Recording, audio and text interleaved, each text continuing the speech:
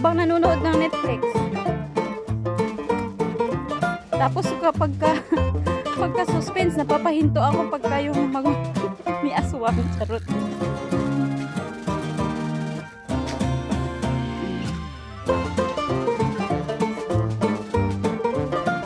Ay, sabi.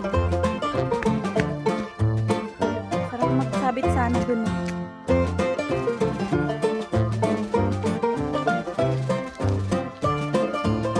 Sarap palang ano dito. Gusto kong isama yung best friend ko next time. At least alam ko na dito, diba? Hindi kami malilito.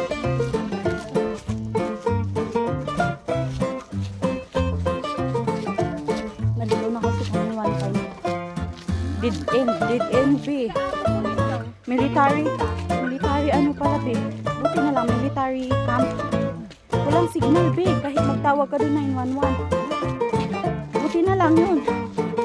Sinakay nila kami, tapos hininto nila kami sa mungko. Oo.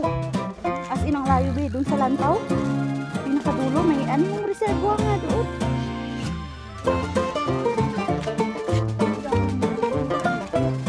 Oo be, kaya hindi na ako pwede mag-isa. Noon kasi nagsusolo hike ako. Hindi na ako pwede. Pagalitan ako ng mama ko. Kailangan dalawa, tatlo. Ganyan, dalawa. Hindi talaga pwedeng solo. Dito yung pasado. Oh, okay. Hindi pala maliligaw.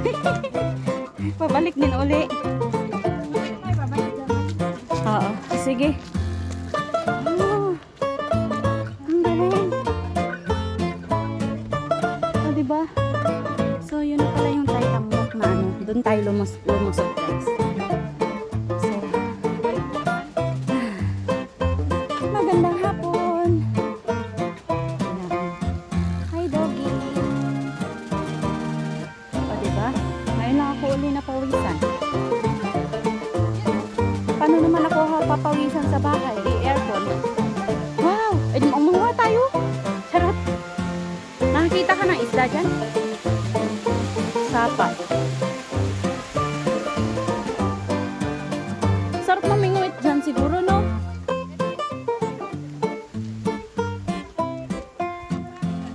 Pwede naman siguro, eh, syempre. Wala namang, pag walang nakalagay na bawal, di.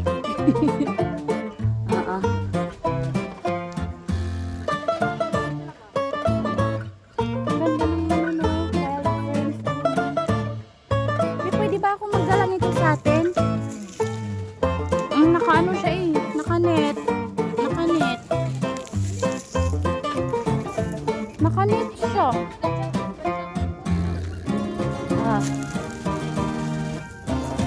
Mahirap pala siya bunutin.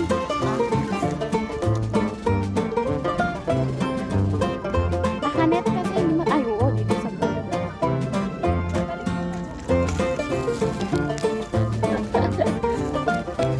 Hindi makaantay.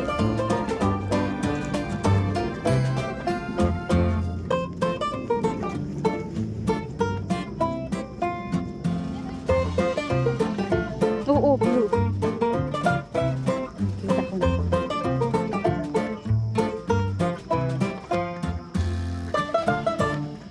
Nakakaano naman yung uwak. Ha? Hindi naman. Mag-signal kasi siya. Parte siya ng kalikasan. Alam mo nung nagka-COVID? Hindi pa ina-announce na COVID. Alam ko na may darating na sakuna. Kasi umiikot-ikot doon ang napakadaming uwak sa harap ng building namin. Oo. Wow, ang ganda. Diba guys? Wow. So ito yung Taitam Reservoir.